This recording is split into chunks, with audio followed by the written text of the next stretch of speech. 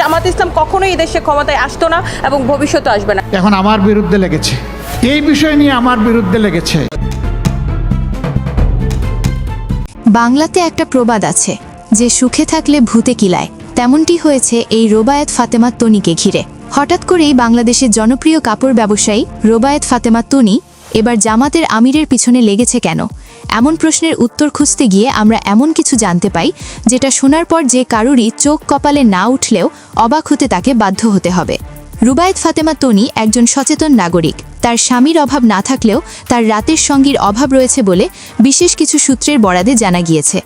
তিনি গিরগিটির মতো তার নিজের ক্যারেক্টারকে এক নিমিষেই পরিবর্তন করতে পারেন অতি দ্রুত, যার জলজান্ত উদাহরণস্বরূপ তার বিগত দিনের কিছু ভিডিও দেখলে বোঝা যায়। আমাকে বলিউডের নায়িকাদের মতো লাগতেছে, আমি বলিউডের মতো।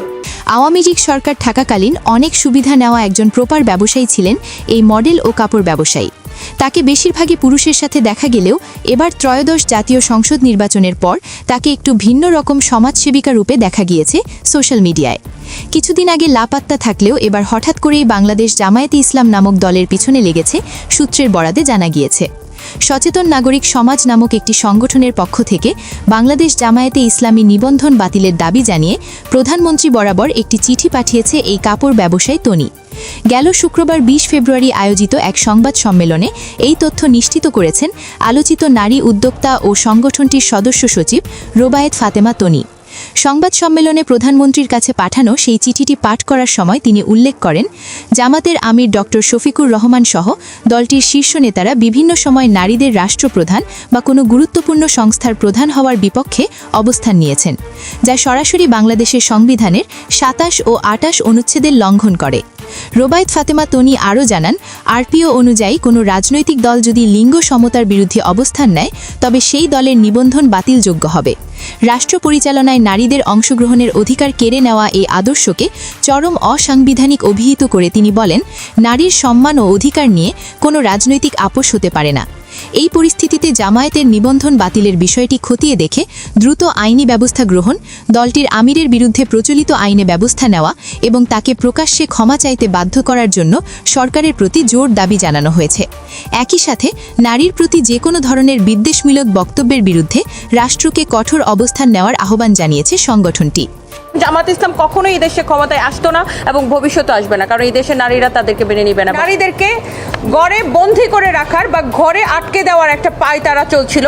এখন প্রশ্ন হলো, এই মারাত্মক কাপড় ব্যবসায়ী থেকে মডেল এই রোবায়েত ফাতেমা তনির প্রথম স্বামী বেঁচে না থাকার কারণে তিনি আবারও অন্য পুরুষের সাথে প্রেম খেলা করে নতুন করে বিবাহ বন্ধনে আবদ্ধ হয়েছেন। কিন্তু হঠাৎ করে বাংলাদেশ জামায়াতে ইসলামের মতো দলের পিছনে লাগতে গেল এই মডেল এবং তাকে সচেতন নাগরিক সমাজ নামক একটি সংগঠনের পক্ষ থেকে কতজন মেয়ে বিচার দিয়েছে তা জানতে চায় সাধারণ মানুষ। বাংলাদেশ জামায়াতে ইসলামীর মতো শক্তিশালী দলকে এই সামান্য একজন কাপড় ব্যবসায়ী হয়ে তাদের নিবন্ধন বাতিল করতে চায়। এটা কি ভাইরাল হওয়ার জন্য এই নারী উদ্যোক্তা এমন করেছে, নাকি সমালোচনার মুখে পড়ার জন্য নতুন করে ভাইরাল হওয়ার সুযোগ খুঁজছে এই মডেল? এই বিষয়ে দেশের নানান রকম সাধারণ জনগণ তাদের মতামত প্রকাশ করেছে। চলেন তা একটু দেখে আসা যাক। আচ্ছা, সানবিজ ভাই তনির ঘটনা কি? মানে উনারে পুরা নারী জাতির দায়িত্বটা আসলে কে দিছে? মানে উনাকে কি যাই আপনারা কেউ বলছেন যে আপা দেখছেন ওরা কি করছে, এখন আপনি সংবাদ প্রেস মিটিং করেন, এই দায়িত্ব কি আমরা ওনারে কেউ দিছি? নাকি আমরা কইছি যে না আমরা তো কেউ কিছু বলিনি, আমরা তো গণস্বাক্ষরে সিগনেচার করি না, এমন কোনো গণস্বাক্ষর তো উনি নেয় নাই, তাই না? হেবরি একলা যাইয়া হেবরির কি কাম যে উমকরে বাতিল করেন হোমকরে বাতিল করেন? হ্যালো এভরিওয়ান, আসসালামু আলাইকুম। আজকে খুব গুরুত্বপূর্ণ একটা বিষয় নিয়ে কথা বলবো, সেটা হচ্ছে রোবায়েত ফাতেমা তনি। রোবায়েত ফাতেমা তনিকে নিয়ে আজকে নতুন আমার কথা বলা না বা নতুন আমার সংগ্রাম না। এই বিখাউজ বিশিষ্ট দেহ ব্যবসায়ী এই বদমাইশ মহিলার জন্য কি না হয়েছে আপনারা সবাই জানেন, কিন্তু এই মহিলার কিছু পালিত দালাল রয়েছে যারা অজাহাত আমাকে বিভিন্ন ভাষায় বকাবাজি করেন। আমি জানি এরা হচ্ছে এই মহিলার অবৈধ সন্তান, রাস্তায় জন্ম দেওয়া সন্তান ছাড়া কেউ এসে আমাকে এত বাজে ভাষায় কথা বলবে না। যাই হোক, আমার চেহারা নিয়ে আমি একদমই বদার না, আমি বদার হচ্ছে এই দেশদ্রোহী মহিলাকে নিয়ে। মেইন স্ট্রিম মিডিয়াগুলো কেন এই রোবায়েত ফাতেমা তনিকে নিয়ে নিউজ করছে না? কেন তাকে তার এত টাকার উৎস খতিয়ে দেখা হচ্ছে না? কেন তার অন্যায় অপরাধগুলো তুলে ধরা হচ্ছে না? কেন মিডিয়া তাকে নিয়ে কোনো কথা বলে না? এই প্রশ্নগুলো কি আপনাদের মাথায় আসে না?